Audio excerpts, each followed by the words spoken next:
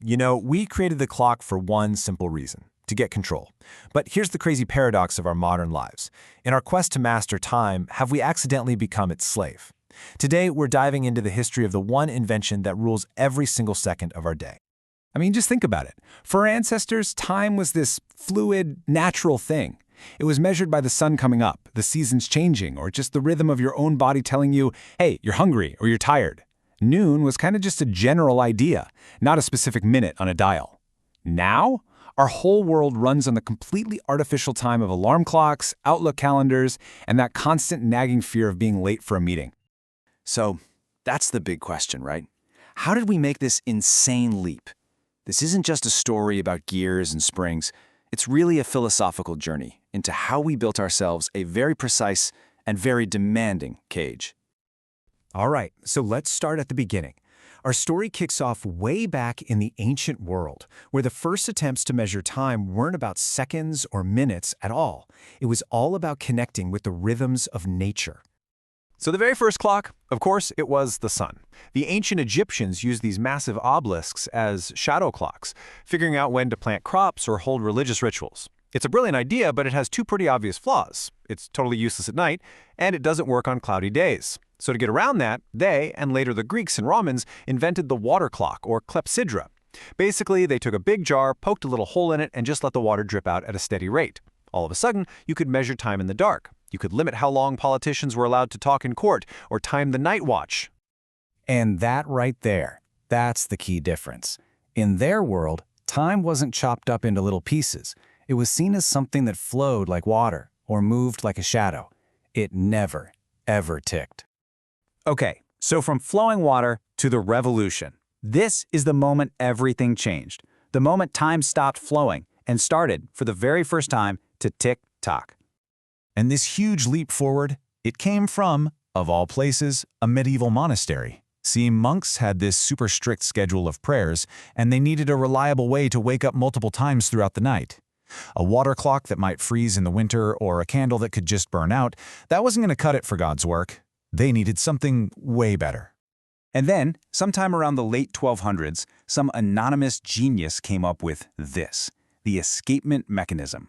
What you're looking at here is the heart, the absolute soul of every mechanical clock ever made. It's a genius little device that takes a continuous force, like a heavy weight pulling down, and chops it up into these perfect, measured rhythmic steps. It's actually a pretty simple, brilliant two-step dance. A little anchor catches a gear and stops it dead. That's the tick. Then it lets go for just a split second before catching it again. That's the tock. And with that little tick-tock, for the very first time in history, humanity had created an artificial, repeatable second. These first clocks were these giant iron monsters built into church towers, making time public, mechanical, and something dictated from high above. But here's the thing. Those first clocks, they were terrible.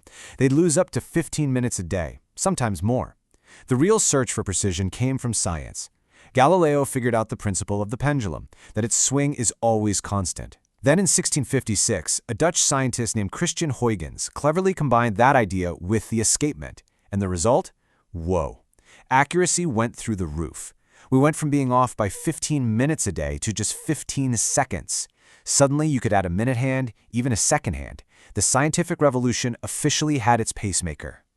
So now we have this incredible precision, and the clock starts to morph from just a scientific instrument into something else. A tool for global commerce, for warfare, and for social control. See, a pendulum clock has one fatal flaw. It has to stay perfectly still. Not so great on a rocking ship, right? And this became the single biggest problem of the 18th century. Sailors could figure out their latitude, their position north or south, by looking at the stars, but they had absolutely no way of knowing their longitude, their position east or west. And this led to countless shipwrecks and lost fortunes. This was such a huge deal that the British Parliament put up a massive prize, £20,000, which is literally millions in today's money, for anyone who could solve it. The solution was simple in theory. All you needed was a clock that could keep perfect time at sea, but actually building it seemed impossible. All the big shot scientists of the day, they all tried, and they all failed. And then along comes this guy, John Harrison. a self-taught carpenter and clockmaker, of all things.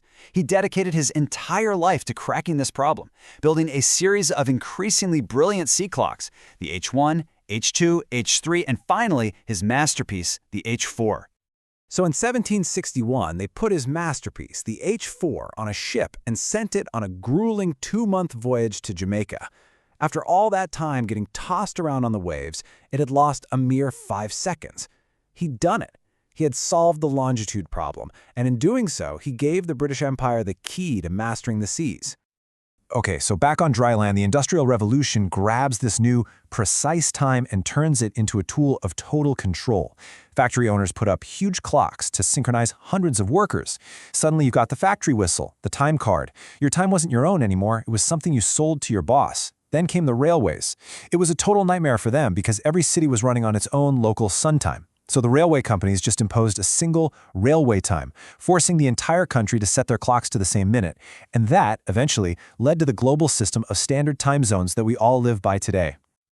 All right, let's jump ahead to the 20th century, because our obsession with accuracy is about to get, well, a little crazy. The next big thing? Quartz.